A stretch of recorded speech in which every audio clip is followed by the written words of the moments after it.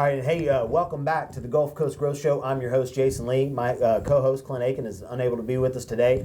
We to honor distancing and trying to bring the people into a little small room together. We're trying to be mindful of that today. So we've got these two lovely ladies with us, joining us, and excited to talk a little bit about the work that San Jacinto is doing to engage and create opportunities for what we all know is a desperate need, is healthcare workers, specifically nurses, here in our community and here in the local and regional hospital system. So we're excited about that. We're, as always, a reminder, we're recorded live at the Gulf Coast, or at the Shell studio here at the Economic Alliance in beautiful Deer Park, Texas. And so we thank you for joining us today. I am joined by Dr. Veronica Jammer. Yes. With San Jacinto College? Yes. Okay, and I think you may or may not have been a nurse for a little while?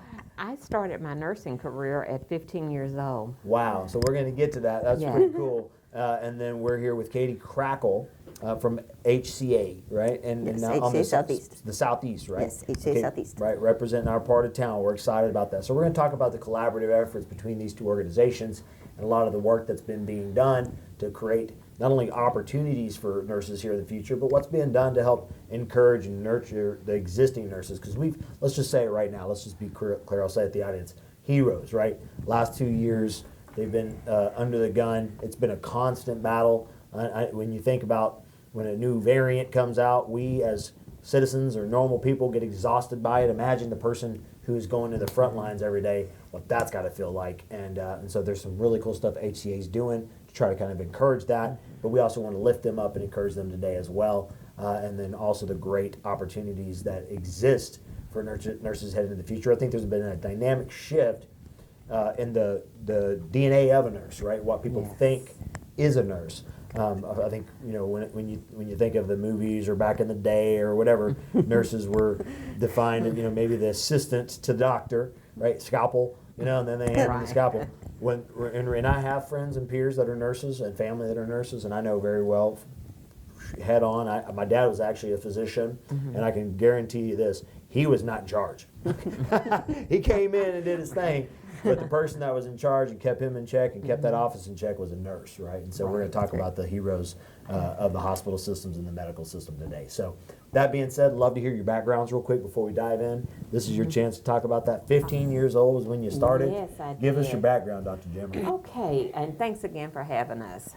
What happened is my high school, Phyllis Wheatley High School, had an agreement, if you will, with HCC, and I started the vocational nursing program in my high school, 10th grade. And from there, I did the vocational nursing. I got my bachelor's degree from UT Health Science Center. Worked as a school nurse for several years. Went back and got my master's degree in community health nursing, and went back and got my family nurse practitioner certification. Worked as a school nurse at Austin High School. We opened up a school-based clinic. And then from there, I picked up the nurse educator bug, and I've been at San Jacinto College since 1988, and I received my doctorate in nursing from UTMB in May of 2014. Wow, that's Yes. amazing. Sounds like a phenomenal lineage of lives touched across all ends of the spectrum. Yes. From the older all the way down to the little ones. Exactly. What a gift. What an amazing career. So we're glad to have you today. And Katey, a little bit about your background? I actually graduated from nursing school with my BSN. I went straight through and did my BSN because at 18 I was thinking I don't want to go back to school later. Right. So I went straight through and did my BSN and graduated in 1998 with that. I actually started working in pediatrics and then transferred to pediatric intensive care. Did a very brief stint in ICU and then went down and started working in the ER, which is where I was majority of my career. That's my background. I also got the educator bug, but instead of going into the school, I actually went the route with working with nurses at the actual bedside. So I was the director of education at HCA South East for quite a few years. And then I stepped back from that, and I'm currently the manager of CV services at our hospital. So I look over and kind of run our chest pain program at our facility, as well as just very recently to help out. I'm also the interim manager of the Emergency Services Department to try to help out our director who's been without a manager for quite some time. So just kind of to help out in that area as well. Wow. Okay. Awesome. Awesome. So very seasoned veterans of the industry with us today. And then now we're going to give a backdrop, right? So San Jac. So when people think of San Jac, San Jacinto College right here, I think a lot of times because of the industrial background and really kind of focus that is so much a part of this region, people might not know that there's a nursing opportunity that exists over there, right? And so I think that's what we're here to talk about today. Dr. Jammer, perhaps you can fill us in a little bit about kind of the origination of this program, where it came from, and kind of maybe highlight a little bit about it. Okay, well, just in the beginning, around 1965 or so, that's when the first associate degree nursing cohort was established. And over the years, we've had many, many graduates that work in the community promoting the health and well-being of our communities. Currently, with the RN to BSN program, it started with lots of discussions. Our chancellor was very proactive in identifying the healthcare needs, had been in communication with our hospital partners, etc. Harris Health System, all of those entities contributed to where we are now. We accepted our very first cohort in the fall of 2020. We during the throes of the pandemic, we started with 24 students, and we just graduated those guys December of 2021. It was a very grand event, lots of support from administration and the community. We then accepted our fall 2021 cohort. They are entering into semester 2 on next week. And then this is our very first spring cohort. So we have a spring of 2022, the very first time we're accepting students in the spring.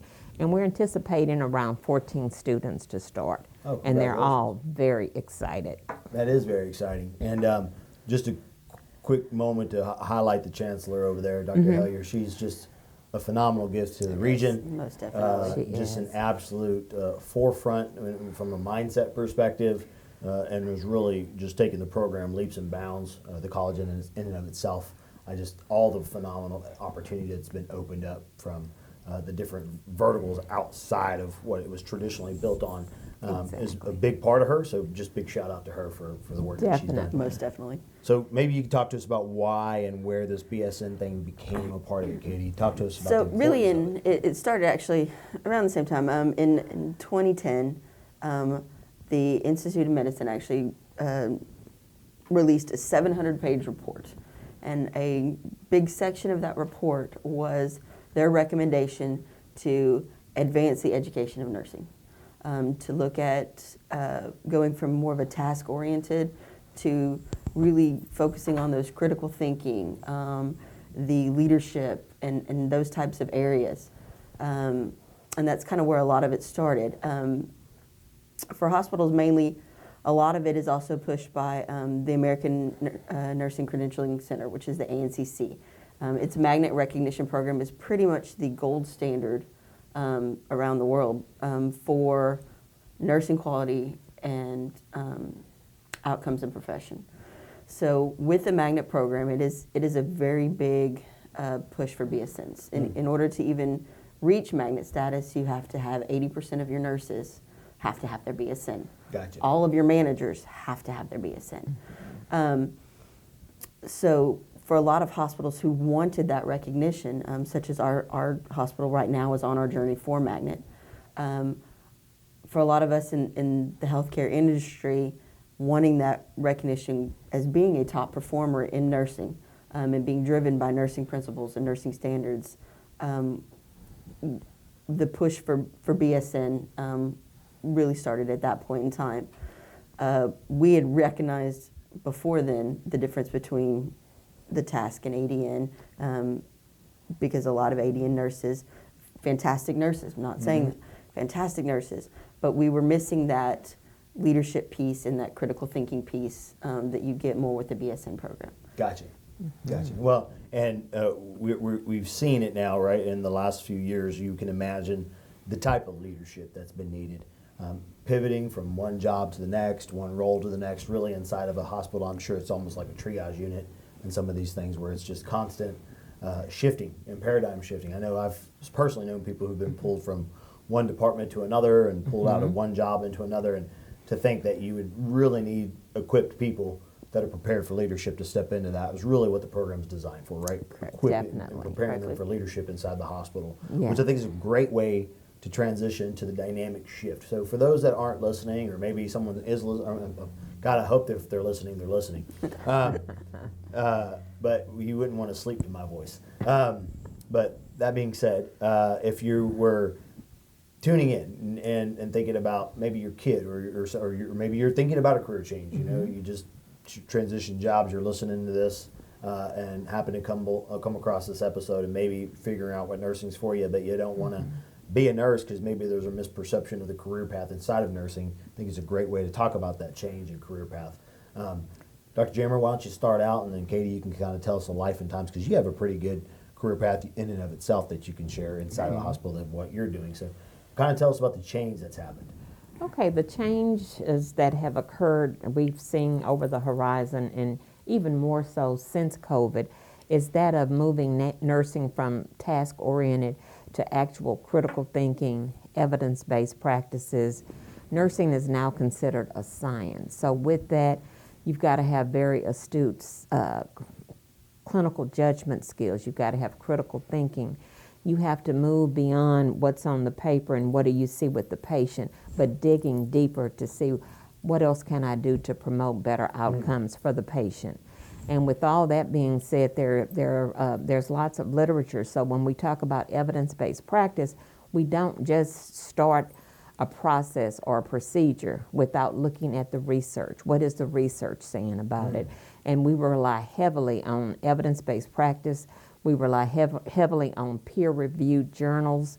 And we rely heavily on nurses taking the stand and wanting to just promote better patient outcomes. San Jacinto College, we have the Associate Degree Nursing Program, which provides a 2-year degree, and now we have moved from the Associates of Applied Science to the Bachelors of Science.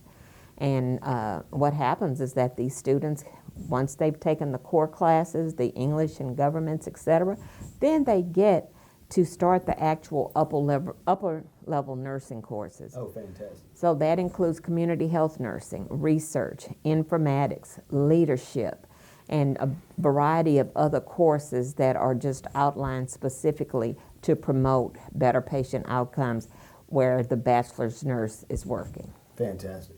Wow.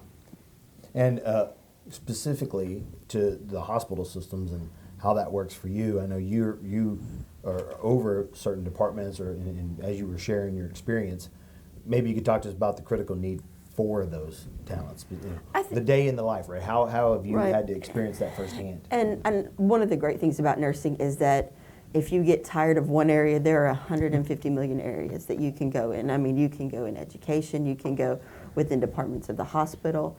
There's always some place you can move to or move up from if you get tired where you are. So for what I've seen in the hospital setting, like Dr. Jammer said, years ago we were just task-oriented. So the doctor gave the order, the nurse did the order, that's where it stopped. Now nursing is within the hospital. The nurses are the gatekeepers to a multidisciplinary team. They're not just following the orders of the primary physician, but they're coordinating care of that primary physician as well as the multitude of specialty physicians that may also be on that patient's case. They're coordinating with the respiratory therapist, their pharmacy, lab, radiology, social workers and case managers, dietary, to make sure that all areas of that patient's care are covered, not just the one thing that they came in for. We look at the whole picture, and to have that, you have to be able to recognize the whole picture, which is where that critical thinking part comes in. And the nurse is actually the one that coordinates all of that and kind of pulls all that together. In the past, healthcare was very siloed. So respiratory did their thing, radiology did their thing, lab did their thing, therapy services did their thing. And now healthcare is really breaking down those silos, and multidisciplinary teams are really a forefront of that. And like I said, the nurse is the gatekeeper and the leader of that multidisciplinary team. So they need those critical thinking skills. They need to know the best practices so that they can implement those best practices within healthcare, which is why the push for those BSN nurses has happened in healthcare. Fantastic. Because of the level that we expect nurses to now function at. Yeah, and I think that's a great call out because you just said it, and from the experience that we've witnessed in the last few years, nurses are being called into any kind of thing, having to step into different multitudes of opportunities, and so that's also, I think, transitioned to a desperate need for nurses, right? Yes. And a desperate need for healthcare support. Can you talk to us about some of what you guys are experiencing or seeing in the medical space? Maybe share with us. I don't know who wants to take this one, but what's the DEFCON red alert thing of we need nurses, right? Give us some background there. Sure, I can start this off. I tell prospective students that San Jacinto College is not your landing pad. You come here to be launched to whatever's next and the needs of the community. San Jacinto College offers a certified nursing assistant. They offer vocational nursing, associate degree nursing, and now bachelor's prepared nursing programs. So the need is there. The college is there to promote the overall health and welfare of the community by offering these different levels of nursing and nursing education.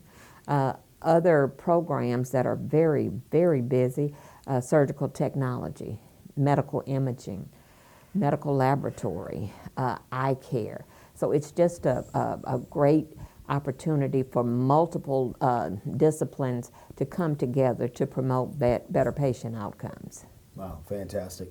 And then inside of the hospital, kind of from your perspective, knowing that the nurses have been essentially under the gun in the last few years, I know that there's been a lot of we're talking about creating a career opportunity in a season where the career is daunting. It's a challenging task, and I think every time I think about it, something new comes out to us in the community, and we get frustrated or tired about it. But then I think, God, how does it have to feel for that nurse, for that person that's in there? Can you talk to us about what HCA is doing to kind of combat the experience for the nurse in the hospitals? Nurses are tired. I'm not going to lie. Nurses are very tired right now. And HCA specifically, we're bringing in new grads. I have released almost 100, I think, or close to 100 in October. New grads that actually hit the floor running or had gone through all their training. So it's difficult being a new grad nurse in the middle of a pandemic because nothing is normal. Nothing is like it used to be. So we've taken great steps and kind of built up our preceptor programs and our STAR-M programs to make sure that we know that a lot of these nurses that are coming to us now, majority of their nursing because of the pandemic was virtual. They didn't have a lot of bedside time. So we've increased our actual bedside time during their training to kind of make up for that. So we've had to kind of shift what we do with new grads. As far as our seasoned nurses, some of the things that we've looked at is we realize HCA realizes that we're tired. We know that they're tired. One of the big pushes that HCA has done over the last year or two is really making sure that nurses are aware of their own mental health and make sure that they're aware of how tired that they actually are. We don't want our nurses to be burned out. So HCA has done a really big push, and I'm really proud of them for that, for making sure that offering mental awareness classes, offering mental awareness programs, offering counseling programs. During the height of the pandemic, my specific hospital at South East, we actually offered meditation rooms. We offered relaxation where they would come and do stretches, or you could just lay out in a lounger for 5-10 minutes, just to be able to step away and decompress. That's been a big part, helping with morale. I know our facility, we celebrate everything. We celebrate National Oatmeal Cookie Day. We celebrate National Banana Split Day. We celebrate, just about everything for that reason, is to make sure the nurses realize that remind them that why they come to work, that it is fun. We've also been a big part of and had a big push of your purpose, what drives you. This is my purpose. And we've done big pushes where we've allowed the nurses to state, why do I do what I do? What is my why behind what I do? And we've really pushed that purpose, which also kind of refreshes them, because when you're in the middle of the trenches, this has been a war zone. When you're in the middle of the trenches, just being able to remind yourself even, why did I get into nursing in the first place? Why am I doing what I'm doing? Why do I do what I do? It gives you that renewed vigor to continue on. And then, like I said, with the mental health awareness, you also realize when I'm tired. I'm tired. Maybe I shouldn't pick up, even though I want to pick up this extra shift because I don't want to leave my team behind. Maybe this is not the right week to do it. Maybe I need a break. Maybe I need a rest.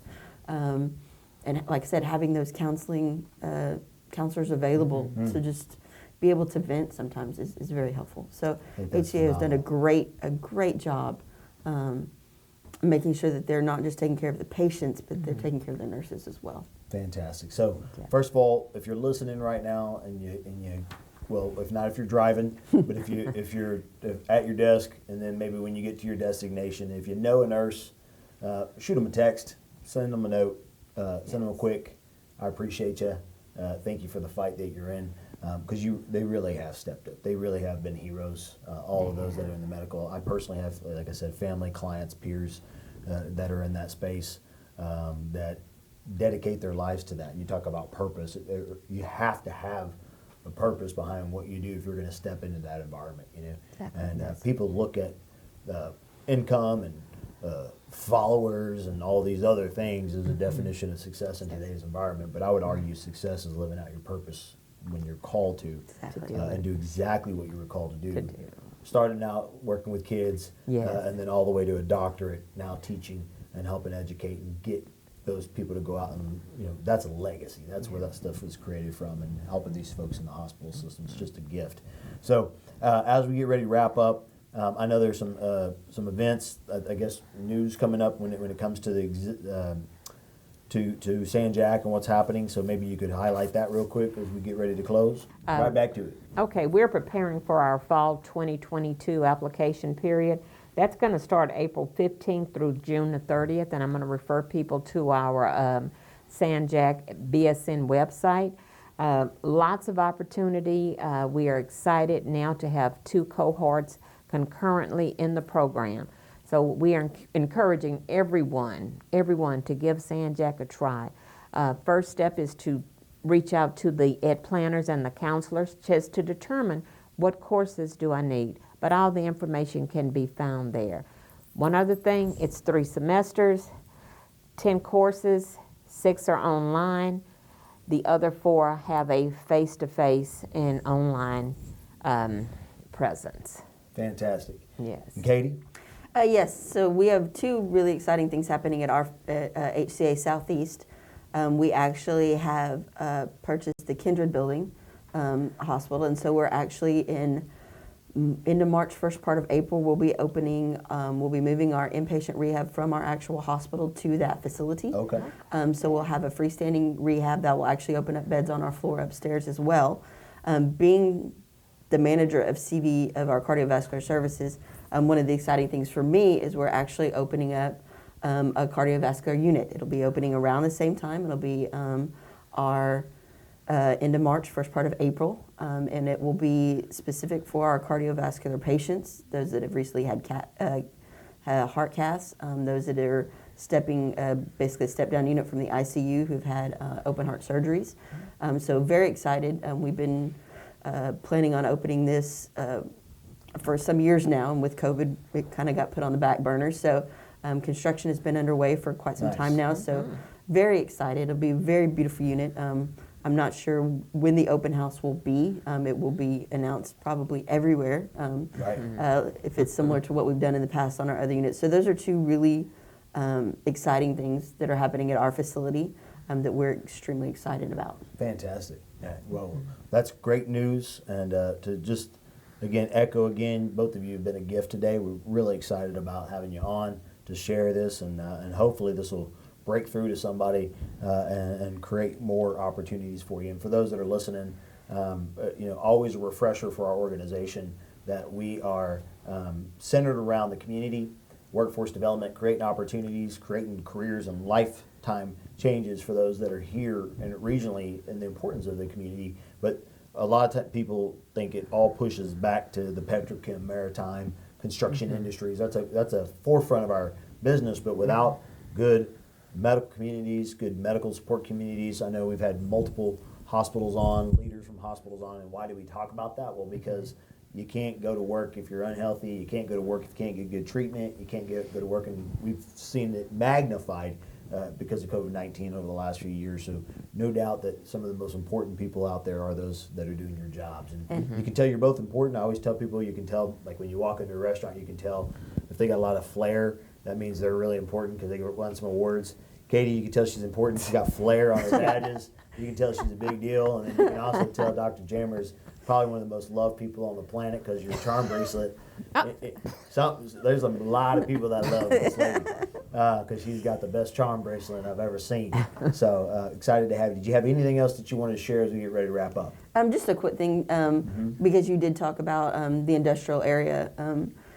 At HCA South East, we do recognize that. We actually have a very strong industrial medicine department and partnerships. So even during the pandemic, before the pandemic, we would hold a lot of health fairs and things like that, go out and do different things at the actual plants. Obviously with COVID, that was not available. But we did continue to do podcasts, and we've continued to do, get the information out to the people in the plants on how to have a healthy lifestyle, how to keep yourself safe. Recently, our manager of our cardiac catheter lab actually went to one of our plants and did a presentation on heart health and heart care and how to, 7 ways to a healthy heart and a healthy lifestyle. So we try not to just stay in our own little walls in the hospital. We try to go out and do the communities and reach those in the petrochemical area that is a big part of our community. Awesome. As well. Great to hear. Excellent. Well, ladies, I appreciate you both being on today. It's just been a pleasure having you with us. And we, again, thank you for the work that you're doing. And so, and for our audience, as always, we continue to try to bring great, relevant information to you about our community, about the importance of this economic region. We fuel and feed really the great state of Texas, and we continue to do great things, and we want to continue to do great things. And so if you want to continue to follow us, you can tune in and subscribe. Go to the allianceportregion.com. That's the Houston, or the Economic Alliance Houston Port Region's website. On there, there's a media tab. You can follow up and stay tuned in. The easiest thing is just go in there. There's a button to subscribe, and you can then, it'll automatically get you connected to all the different channels, Spotify, YouTube. We have Facebook channels, and then you can always contact myself and my partner and peer, CLINT AKIN, on LinkedIn. That's the easiest way to reach out to us. If you have thoughts, ideas, things you want to share, stuff you'd love to see, don't be afraid to reach out and stay connected to us. And again, we'll see you next week on the Gulf Coast Growth Show.